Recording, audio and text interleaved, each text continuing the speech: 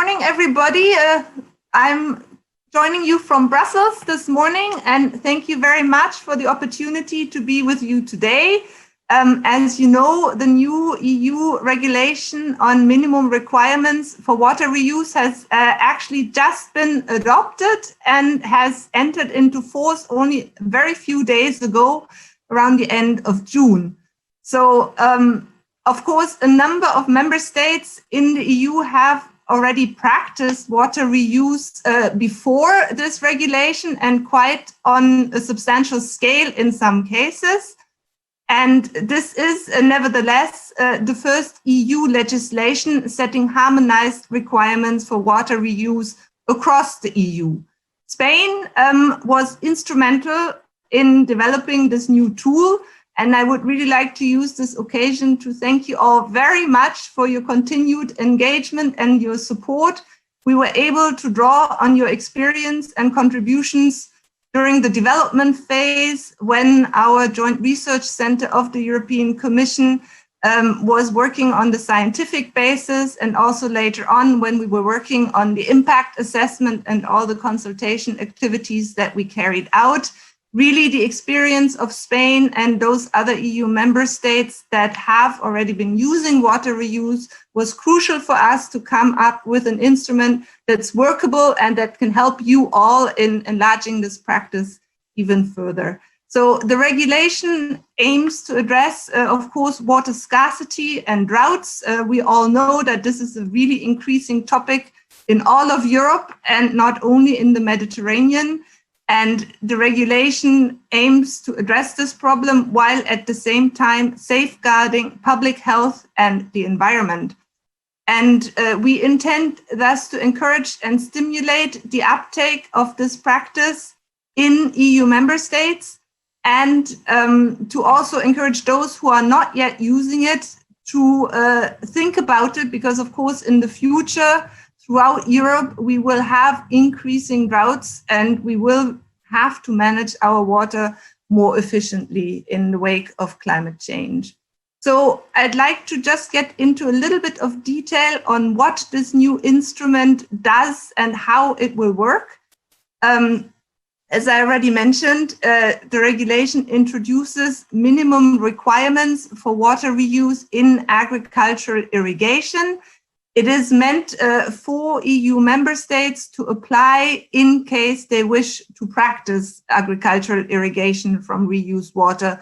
Of course, in those member states where this is not done at the moment or not yet done, the regulation does not as such impose any requirements on the member states. But those who will use the practice, it's there to help you. So there's a few key principles that I would like to just mention. The first one is that the regulation introduces requirements for risk management plan for each water reuse project. This is very important because, of course, each water reuse project is different and has different requirements. And with the help of the risk management plan, it is possible to make sure that the project can go ahead safely.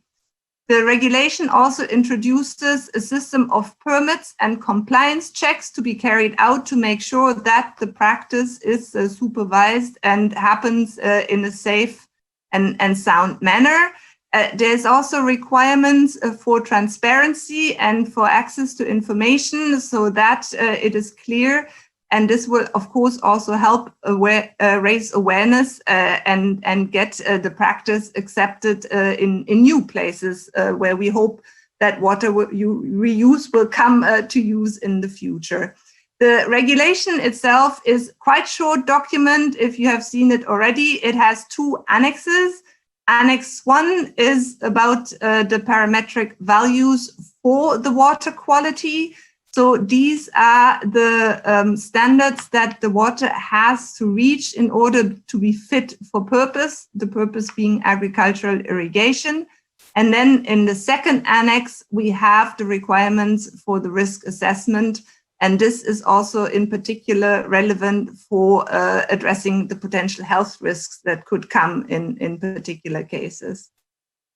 Now that the regulation has been adopted and is in force, we will focus on making sure that once it applies, which will be in 3 years' time, it's ready to be used. As you may know, the regulation itself foresees the development of a number of guidances and technical specifications, and we will now start working on those. And again, of course, we hope to be able to draw on the experience of those who are already practicing to help us devise documents that will really help everybody in applying the regulation on the ground. And of course, in the longer run, and this is also set up in the regulation itself, we will need to keep it up to date. If new parameters will become evident on the basis of scientific evidence and progress, then we will have to bring the regulation and its parameters up to date to those. So I've mentioned already that the regulation is there to address water scarcity and droughts, to contribute to alleviating water stress. But of course, the benefits are much wider. It's a really good example of the circular economy and the concept that the Commission is promoting. It demonstrates actually for a very practical case that the economy and the environment can go hand in hand. In this case, it's for agricultural irrigation.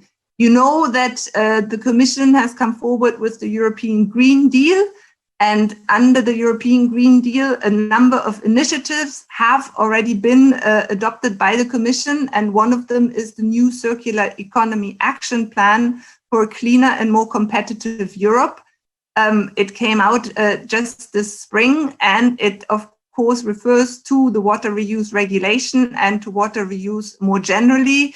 On this basis, the Commission is now ready to start exploring also whether water reuse could and should be supported in other areas through various tools and means, including research, innovation, and all other kinds of facilitating means. Beyond the case of agricultural irrigation, which, as you know, has now been regulated also at EU level. One specific area that we will be looking into is industrial water reuse. You may know that the Commission is now starting an impact assessment about the Industrial Emissions Directive.